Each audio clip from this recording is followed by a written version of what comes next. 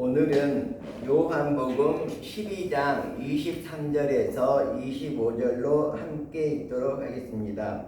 예수께서 대답하여 이르시되 인자가 영광을 얻을 때가 왔도다. 내가 진실로 진실로 너희에게 이르노니 한 알의 밀이 땅에 떨어져 죽지 아니하면 한 알 그대로 있고 죽으면 많은 열매를 맺느니라. 자기의 생명을 사랑하는 자는 잃어버릴 것이요 이 세상에서 자기의 생명을 미워하는 자는 영생하도록 보전하리라. 아멘. 자, 오늘은 생명의 열매를 맺자, 이런 제목으로 하나님의 말씀을 보도록 하겠습니다. 제가 우리 학생들에게 강의할 때 이런 말을 가끔 하거든요. 우리의 생각이 바뀌면 우리의 행동이 바뀌게 됩니다. 그리고 우리의 행동이 바뀌게 되면 우리의 습관이 바뀌게 됩니다. 그리고 우리의 습관이 바뀌게 되면 우리의 인격이 새롭게 바뀌게 됩니다. 그리고 우리의 인격이 바뀌게 되면 결국은 우리의 미래가 새롭게 열립니다. 우리의 운명이 바뀌어진다는 것이죠. 어떻게 바뀌어집니까? 생명의 열매를 맺을 수 있는 이러한 운명으로 우리가 바뀜을 받을 수 있다는 것입니다. 그래서 우리들이 정말 이 한 알의 밀이 땅에 떨어져서 죽지 아니하면 한 알 그대로 있고 죽으면 많은 생명으로 다시 태어나게 된다는 것이 바로 오늘 말씀의 핵심입니다. 자, 첫 번째는 무엇일까요? 자, 첫 번째는 일단은 밀알이 좋은 땅에 떨어져야지만이 싹을 틔울 수가 있습니다.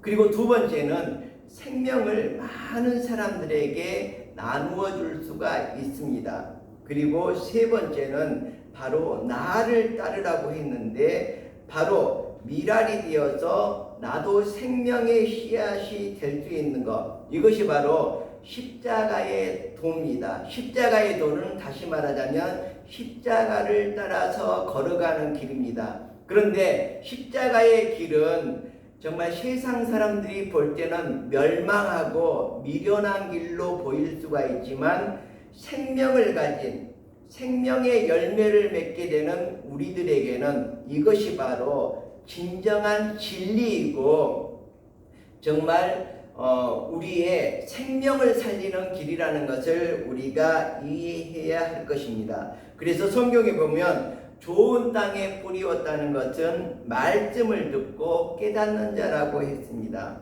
여러분도 오늘 하나님의 말씀을 듣고 또 하나님의 말씀을 읽고 깨닫는 자가 되어야 됩니다.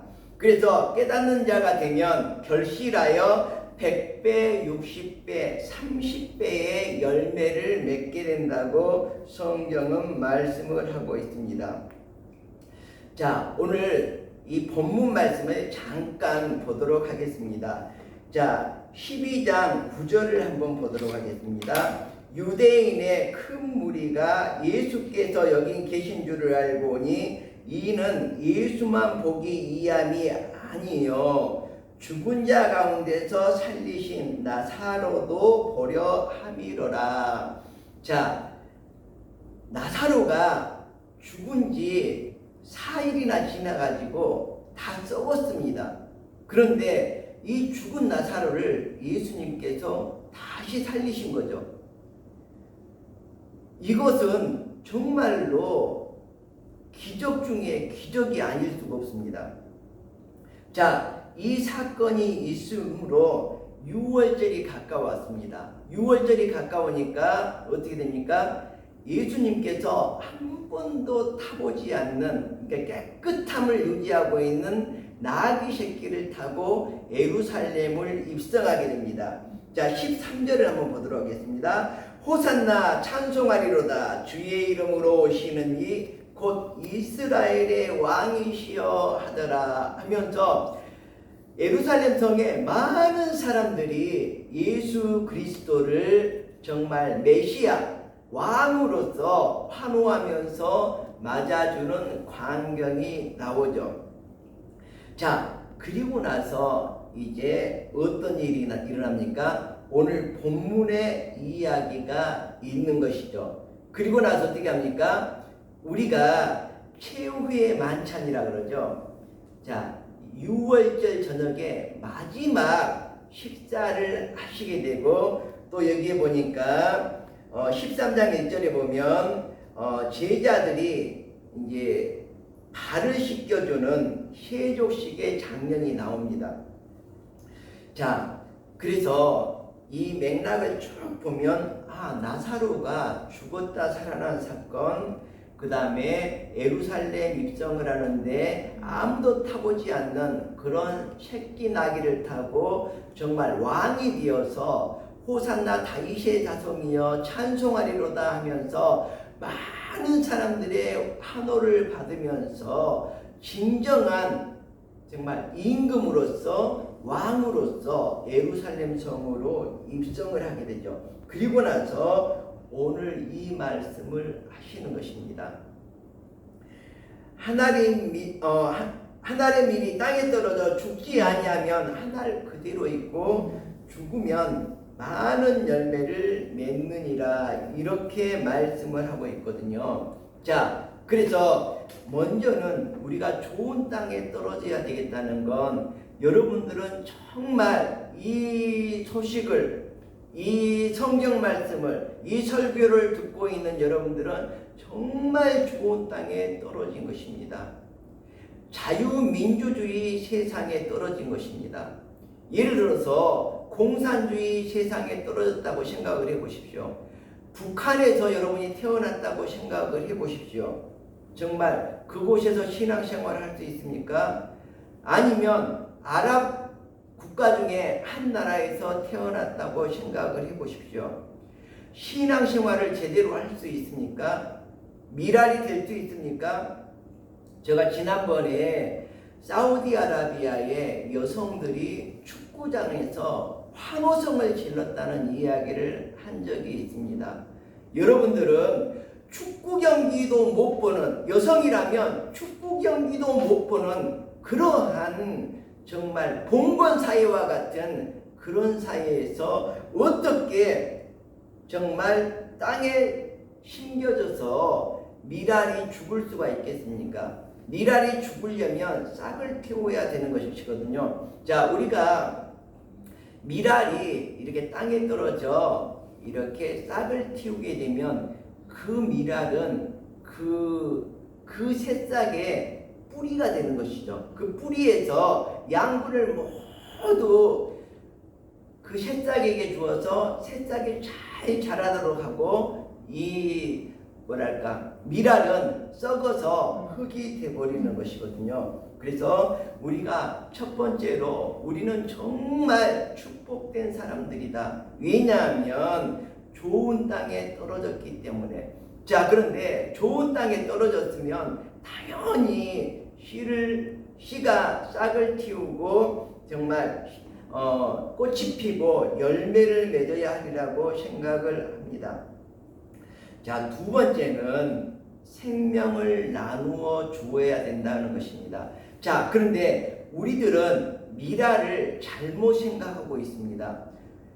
내가 미랄이 되어야지. 미랄이라는 것은 헌신하는 것보다 이 말인데 그렇지 않습니다.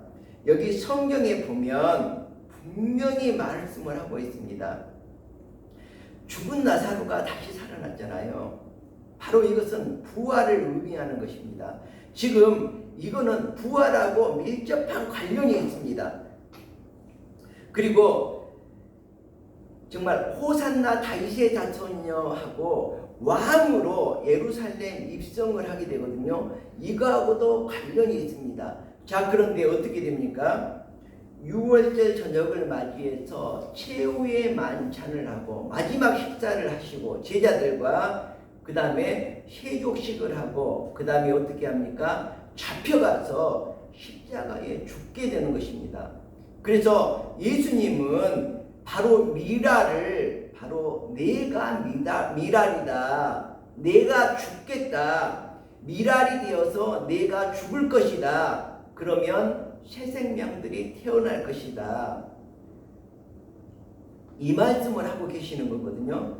그래서 우리들이 미랄 하는데 미랄이 예수님이라고 생각해 보지 않고 허인적인 그러한 사람을 말하는가 보다, 그러한 사람이 되라고 하는가 보다, 이렇게 우리가 지금까지 잘못 알고 있었습니다. 자, 그래서 오늘 27절을 한번 보겠습니다. 지금 내 마음이 괴로우니 무슨 말을 하리요?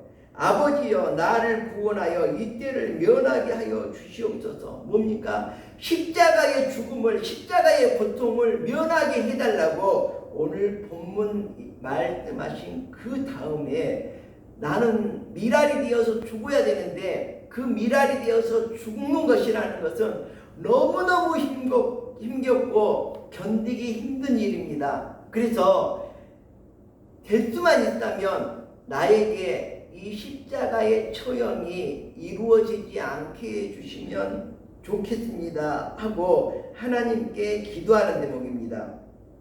그러면서 어떻게 해요? 내 뜻대로 마시고 하나님의 뜻대로 하시기를 원하거든요. 바로 하나님의 뜻을 따라서 십자가의 길을 걸어가겠다는 거거든요. 십자가에서 못 박혀 죽어서 우리 인류를 구원하시겠다는 강한 의지가 여기에 들어가 있습니다. 그래서 그러나 내가 이 일을 위하여 이때에 왔나이다, 이렇게 말씀을 하고 있거든요. 뭐예요? 내가 미랄이 되어서 십자가에서 못 박혀 죽을 때가 바로 이때입니다.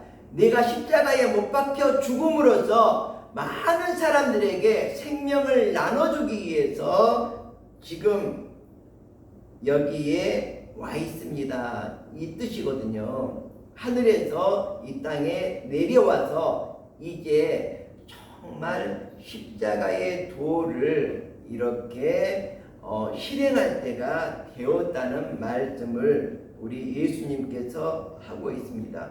그래서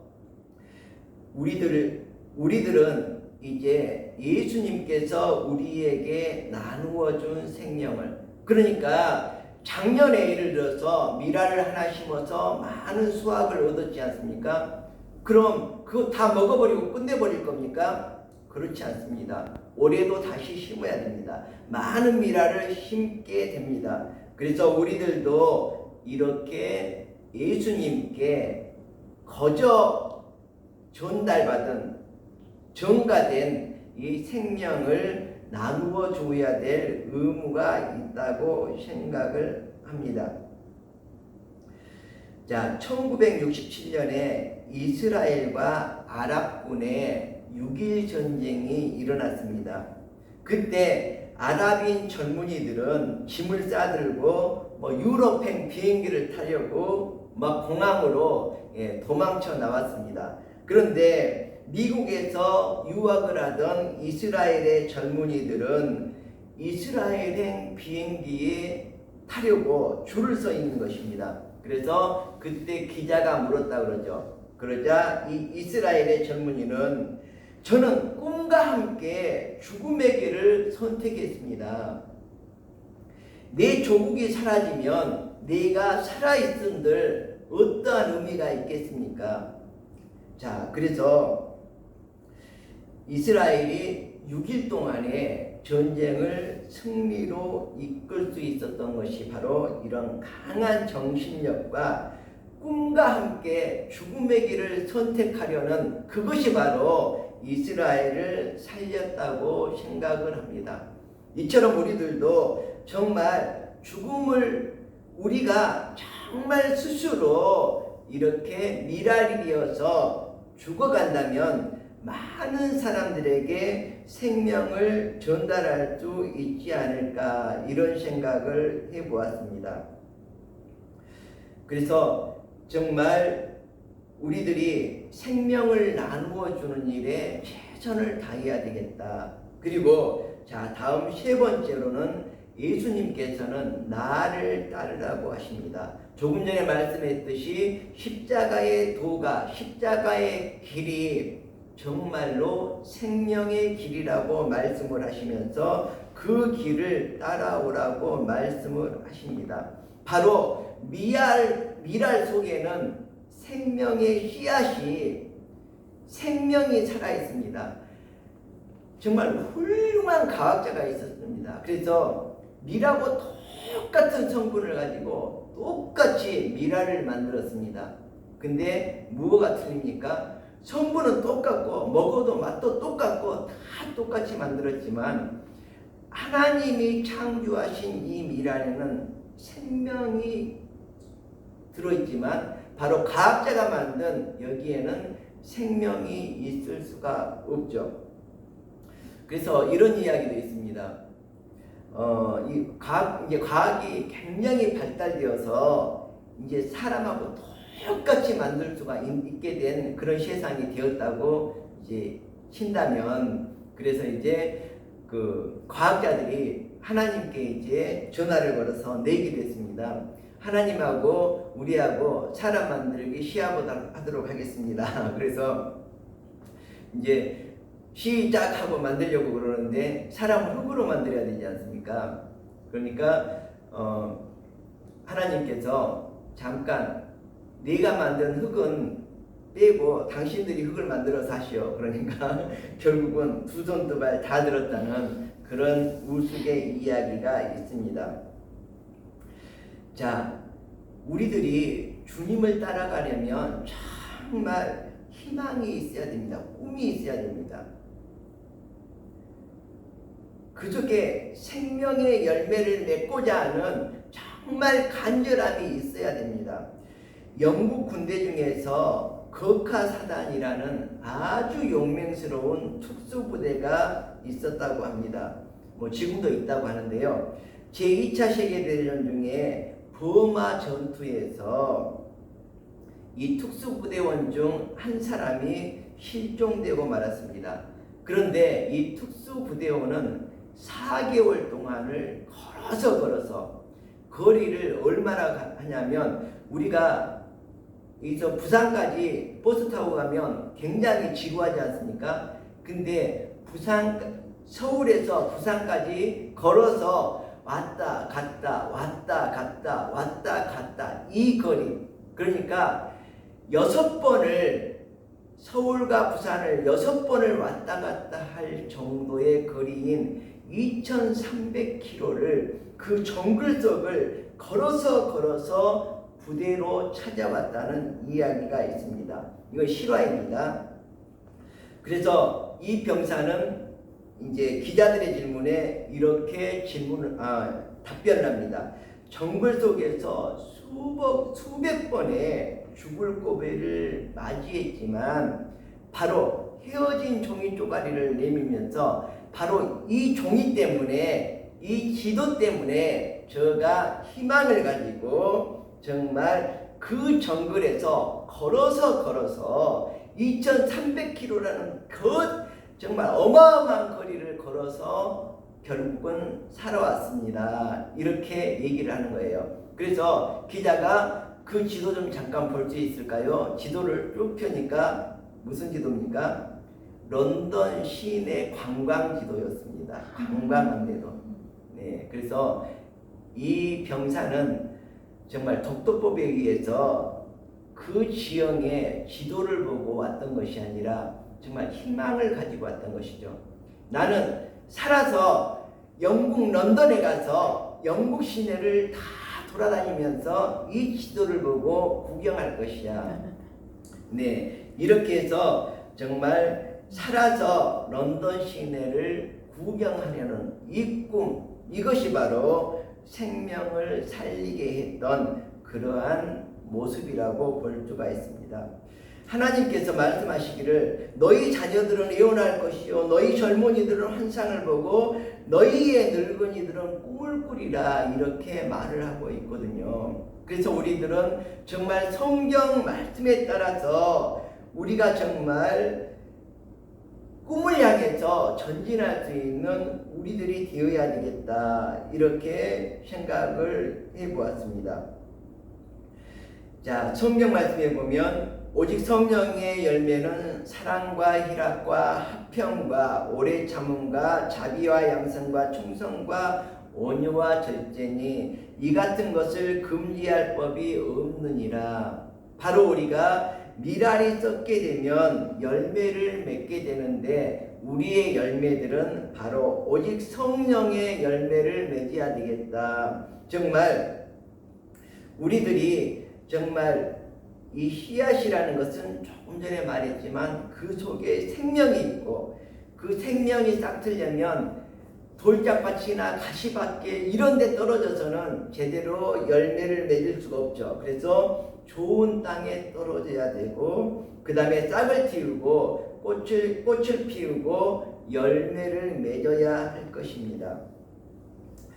여기 그 일화가 있어서 제가 잠깐 소개를 하려고 하는데 우리가 나이아가라 폭포에 대해서 정말 잘 알 겁니다. 캐나다와 여기 미국 국경지대에 있는 거대한 폭포죠. 세계에서 가장 큰 폭포인데 이 폭포에 한번 꼭 가봐야 될 것 같습니다. 여러분들도 폭포에 가고 싶은 이런 꿈을 꾸면 꼭 이루어지리라고 생각을 합니다. 이 폭포는 높이가 무려 50m 가까이 되고 너비도 약 1km 그러니까 900m 정도 된다고 합니다. 자, 그런데 많은 사람들이 이렇게 멋진 이렇게 웅장한 나이아가라 폭포에 구름다리를 나와서 거기에서 나이아가라 폭포를 관광하고 구경하게 하면 너무 좋겠다 이런 꿈들을 계속 꾸고 있었지만 너무너무 거대하고 위험한 그러한 폭포이기 때문에 그 누구도 이 구름다리를 노려고 도전을 하지 않았습니다. 그런데 어떤 정말 모험심이 강하고 도전정신이 강한 어떤 사람이 이 일을 해내게 되는 것이죠. 그래서 어떻게 합니까? 연을 날렸습니다. 연을 날려서 이쪽 끝에서 저쪽 900m까지 연을 날려서 그 연줄을 가지고 이제 가벼운 코일을 묶어서 다시 연결을 합니다. 그리고 나서 굵은 철사를 묶어서 이쪽과 저쪽을 연결하게 되고 그 다음에는 그 철사를 위해서 밧줄을 묶어서 연결을 하게 되고 밧줄을 묶은 다음에는 쇠사슬을 묶어서 양쪽을 연결하게 되고 그 쇠사슬에 의지해서 바로 이 구름다리를 완성시켰다는 이야기가 있습니다. 그래서 우리들이 정말 생명의 열매를 맺는다는 것은 이것처럼 정말 차근차근 준비를 해야 됩니다. 씨앗이 준비되면 그 속에 생명이 있어야 되겠고 좋은 땅에 심어겨져야 되겠고 그 다음에 싹을 틔우고 꽃을 피우고 열매를 맺듯이 우리의 삶도 끊임없이 도전하고 모험하고 노력해서 이러한 것들을 이루어 가야 되겠다 이런 생각을 해보았습니다. 자, 이제 말씀을 마치도록 하겠습니다. 우리의 생각이 바뀌면 행동도 바뀌고 행동이 바뀌면 습관이 바뀌고 습관이 바뀌면 우리의 인격 자체가 새롭게 변화된다는 것이죠. 그리고 우리의 미래가 활짝 열릴 수 있다는 것입니다. 이로 인해서 우리들은 정말 생명의 길, 십자가의 길, 십자가의 도, 정말 주님을 따르는 자들이 되어서 생명의 열매를 맺을 수 있기를 간절히 기원드립니다. 기도하겠습니다. 하나님, 이 시간 우리들이 생명의 열매를 맺을 수 있는 방법에 대해서 살펴보았습니다. 이 시간 우리들이